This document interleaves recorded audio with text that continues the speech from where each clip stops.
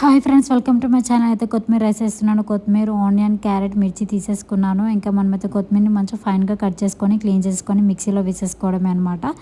కొత్తిమీరతో పాటు ఇంక ఇక్కడ పచ్చిమిర్చి, గార్లిక్, ఇంకా దాల్చిన చెక్క, ఇలాచీ, లవంగాలు ఇవి కూడా వేసేసుకోవాలి అనమాట. మనం మంచిగా వేసి కొంచెం పుదీనా కూడా యాడ్ చేయండి. బట్ నా దగ్గర పుదీనా లేదు. ఇంకొంచెం షుగర్ కూడా వేసేయండి. టేస్టీ అండ్ కలర్ చాలా బాగుంటుంది. తర్వాత దీన్ని మనం మిక్సీ పట్టేసుకోవడం అనమాట. ఫైన్ పేస్ట్ లాగా తయారు చేసేసేయండి అనమాట. చూడండి ఇలా అవ్వాలి, వాటర్ యాడ్ చేయొద్దు.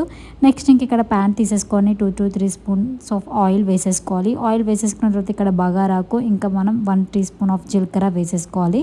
ఇవి కొంచెం కలర్ చేంజ్ అయినాక మనం కట్ చేసుకున్నాం కదా ఆనియన్ కూడా వేసేసుకోవాలి అనమాట. ఇందులో వేసేసుకున్న తర్వాత ఆనియన్ అనేది ఫ్రైడ్గా అవ్వాలి అనమాట. బ్రౌనిష్ కలర్లో వచ్చిన తర్వాత కొంచెం క్యారెట్ వేసేసుకోవాలి. మీరు ఇక్కడ బఠానీ కూడా యాడ్ చేసుకోవచ్చు. బట్ నా దగ్గర అవైలబుల్గా లేదు. నేనైతే క్యారెట్ వేసేసాను. వేసేసిన తర్వాత ఇంక ఇక్కడ కొంచెం అది బాయిల్ అవ్వడానికి లిడ్ పెట్టేసుకోవాలి అనమాట. మనం క్యారెట్, ఆనియన్ ఇంకా ఇవన్నీ కలర్ చేంజ్ అయిపోయి బాయిల్ అయిపోతాయి అనమాట.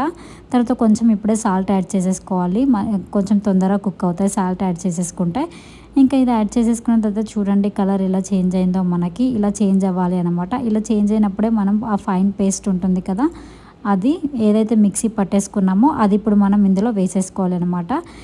పచ్చిగా రాకుండా దీన్ని మంచిగా మనం ఇలా ఫ్రై చేసుకోవాలి అనమాట. అప్పుడే రైస్ కూడా వేయొద్దు. 5 to 10 minutes ఇలా వేసేసుకోవాలి మంచిగా ఫ్రై. తర్వాత లిడ్ పెట్టేసేయాలి.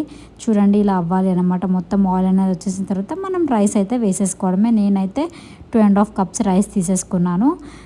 చూసేద్దాం. ఇంకా తర్వాత మనం కొరియాండర్ పౌడర్, ఇంకా జీలకర్ర పౌడర్ అయితే సాల్ట్ ఇవన్నీ యాడ్ చేసేసేయాలన్నమాట.